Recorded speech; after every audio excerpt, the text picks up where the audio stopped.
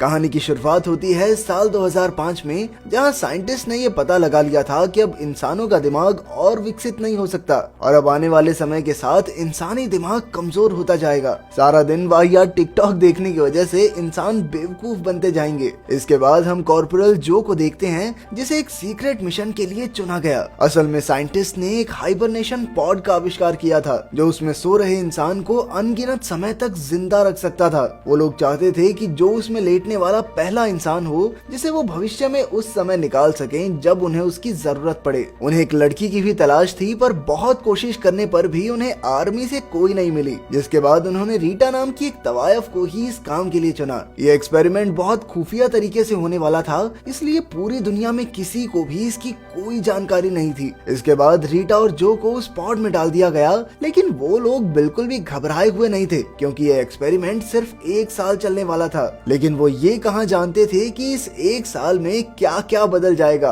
कुछ ही दिनों में जनरल कॉलिन को एक कोठा चलाने के आरोप में गिरफ्तार कर लिया गया और उस पागल ने किसी को भी इस एक्सपेरिमेंट के बारे में बताया भी नहीं। जो और रीटा को चुना भी इसलिए गया था क्योंकि उनके आगे पीछे उनकी चिंता करने वाला कोई नहीं था। किसी और को इस एक्सपेरिमेंट में इंटरेस्ट था नहीं। तो धीरे धीरे सभी लोग इसके बारे में भूल गए। साथ ही उस लैब को भी तोड़ दिया गया जिसमें जो और रीटा अपने अपने पॉड्स में सो रहे थे और धीरे धीरे समय के साथ उनके पॉड्स कूड़ेदान में पहुंच गए। जैसे जैसे समय बीतता गया तो साइंटिस्ट के कहे मुताबिक इंसान का IQ लेवल नीचे गिरता गया और सभी इंसान निहायत ही बेवकूफ हो गए थे। लोगों को साइंटिस्ट से उम्मीद थी कि कुछ तो करेंगे ये, लेकिन दुनिया के साइंटिस्ट भी झड़ते बालों का इलाज करने में लगे थे। लगता है जॉनी भैया को प्रेसिडेंट बना दिया इन्होंने। अब इंसानों का बेवकूफ होना एक बिल्कुल आम सी बात थी और अगर सभी लोग बेवकूफ हो गए तो क्या ही गुल खिलाएंगे। इंसान के घटते दिमाग के साथ साथ दुनिया से साफ सफाई भी कहीं दूर चली गई। चारों तरफ कूड़े के बड़े बड़े पहाड़ बने हुए थे।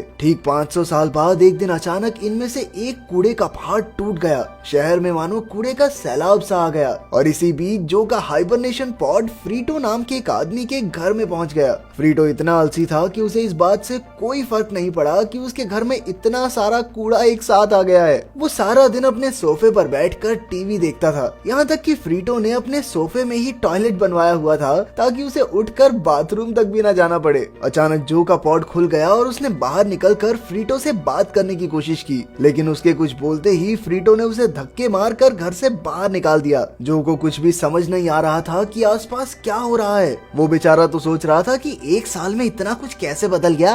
यहाँ तक कि लोगों के बात करने की भाषा भी अब काफी हद तक बदल चुकी थी। वो सभी अब काफी हद तक बंदरों की तरह बात करने लगे थे।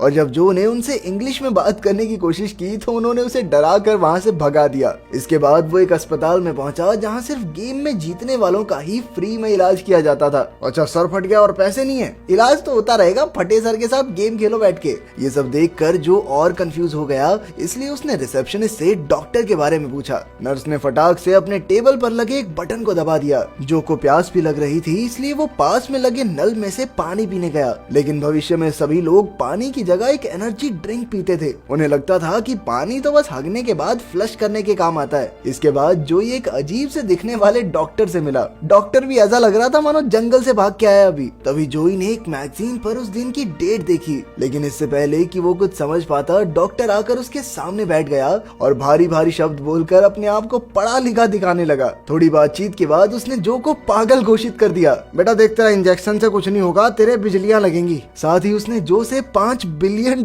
की फीस मांग ली। अब समझ में आया वो सरपटा बंदा गेम क्यों खेल रहा था। डॉक्टर से बात करते हुए जो ने कैलेंडर पर एक बार फिर से आज की डेट देखी और इस बार वो समझ गया कि वो भविष्य में है। वो पिछले 500 साल से उसी पॉड में सो रहा था। भविष्य में देश के हर नागरिक के हाथ में एक टैटू होता था, जिसे स्कैन करने पर उसकी सारी जानकारी निकाली जा सकती थी। डॉक्टर ने जो से उसके टैटू के बारे में पूछा। जो के पास ना टैटू था ना पैसे, तो वो जल्दी से वहाँ से भाग लिया। बाहर जाकर अपने आसपास देखने पर उसे यकीन हो गया कि वो फ्यूचर में पहुंच चुका है। उसका देश पूरी तरह बदल चुका था। इकोनॉमी घाटे में थी, हर तरफ गंदगी और देश की सबसे फेमस फिल्म का नाम एस था, जिसमें कुछ खास नहीं, बस 90 मिनट के लिए एक आदमी का पिछवाड़ा दिखाया जाता जो कभी कभी पादता भी था। जो ने पूरा दिन तो निकाल लिया, पर रात को पुलिस ने उसे बिना टैटू के घूमने की वजह से अरेस्ट कर लिया और कोर्ट में बदकिस्मती से फ्रीटो ही उसका लॉयर निकला। फ्रीटो वकील तो था, लेकिन उसे केस लड़ना नहीं आता था। इसी इसीलिए वो अपने ही क्लाइंट का मजाक उड़ाकर जज को हंसा हंसा के अपनी तरफ करने की कोशिश कर रहा था।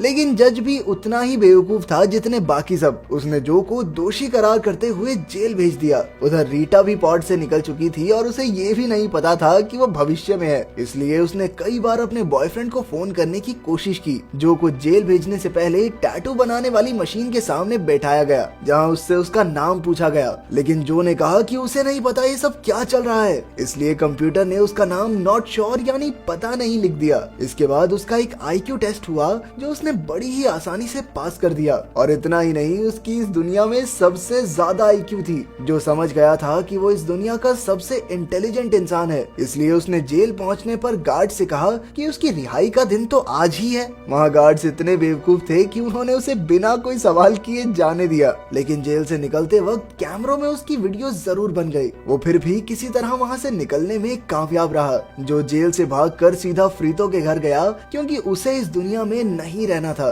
उसने हिसाब लगाया कि पिछले 500 साल में किसी न किसी ने तो टाइम मशीन जरूर बनाई होगी। इस पर फ्रीतो ने उसे बताया कि म्यूजियम में एक टाइम मशीन नाम की चीज रखी हुई है, पर उसने जो की कोई मदद करने से साफ इनकार कर दिया। जो ने अपने दिमाग का इस्तेमाल करते हुए फ्रीतो को बड़ी आसानी से बेवकूफ बना दिया और कहा कि उसकी मदद करने के बदले वो उसे 2005 में जाकर $8 बिलियन देगा। तभी पुलिस भी वहाँ पहुंची, लेकिन वो दोनों सही समय पर टूटी हुई खिड़की से भाग गए। रास्ते में वो रीटा से मिले और उसे भी अपने साथ गाड़ी में बैठा लिया। रीटा को 100 बार बताने पर भी उसे विश्वास नहीं हुआ कि वो 500 साल आगे आ गए हैं। उसे तो बस ये चिंता सता रही थी, मेरा बॉयफ्रेंड फोन नहीं उठा रहा, उसने कोई दूसरी लड़की तो नहीं पटा ली।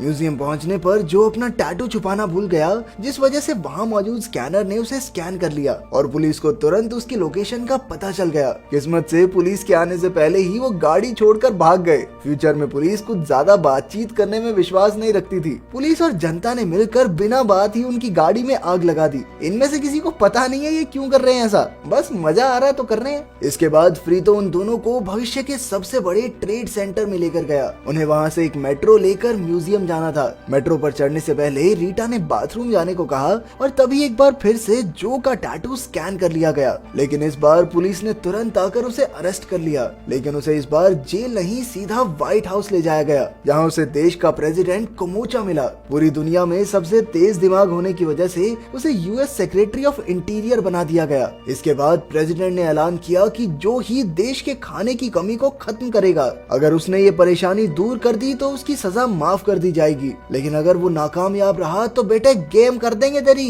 इसके बाद जो को एक मीटिंग में बुलाया गया, जहां उसे साबित करना होगा कि वो दुनिया का सबसे समझदार आदमी है। उसने तो बस अपनी बातों में थोड़े भारी भारी शब्द डाल दिए, जिन्हें सुनते ही सभी मिनिस्टर उससे इम्प्रेस हो गए। अरे भैया क्या बोलते हो भैया, एकदम मजा आ गया, वाह। दरअसल अब खेतों में कुछ पैदा होता ही नहीं था और इसी वजह से खाने की इतनी दिक्कत थी। लेकिन जो को अपनी टाइम मशीन ढूंढने में ज्यादा इंटरेस्ट था। तभी फ्रीतो ने उसे टाइम मशीन तक पहुंचने का मैप बना कर दिया। लेकिन वो भी इतना बेवकूफ था कि उसने मैप में बस एक आड़ी टेढ़ी लाइन बना रखी थी। खेतों में जाकर जो को पता चला कि किसान फसल उगाने के लिए भी उसी एनर्जी ड्रिंक का इस्तेमाल कर रहे थे जिसे वो पानी की जगह पिया करते थे। उसने तुरंत ही सरकार से खेती के लिए पानी इस्तेमाल करने को कहा, लेकिन इस तरीके से किसी ने उसकी बात नहीं मानी। जिसके बाद उसने सबसे झूठ कहा कि वो पेड़ पौधों से बात कर सकता है और वही बोल रहे थे कि उन्हें ये ड्रिंक का टेस्ट पसंद नहीं है, थोड़ा पानी पूनी दिया करो उनको। ये रूल अप्लाई होते ही उस एनर्जी ड्रिंक के स्टॉक्स धड़ाधड़ नीचे गिर गए,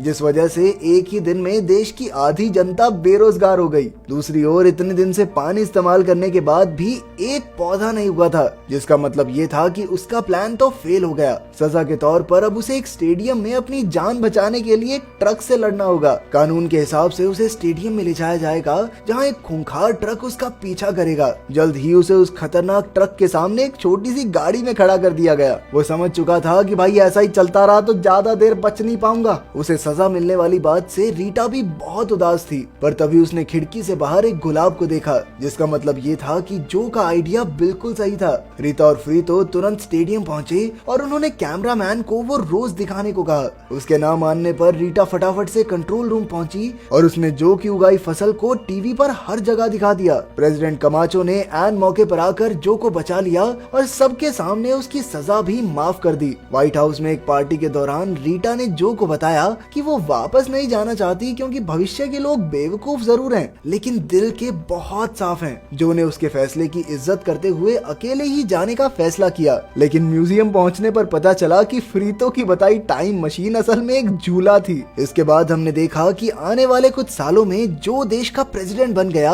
और सभी बेवकूफ इंसानों की मचाई भसड़ को ठीक करने लगा। अगर वीडियो पसंद आई तो लाइक कर देना, चैनल को सब्सक्राइब कर देना। मिलते हैं अगली वीडियो में।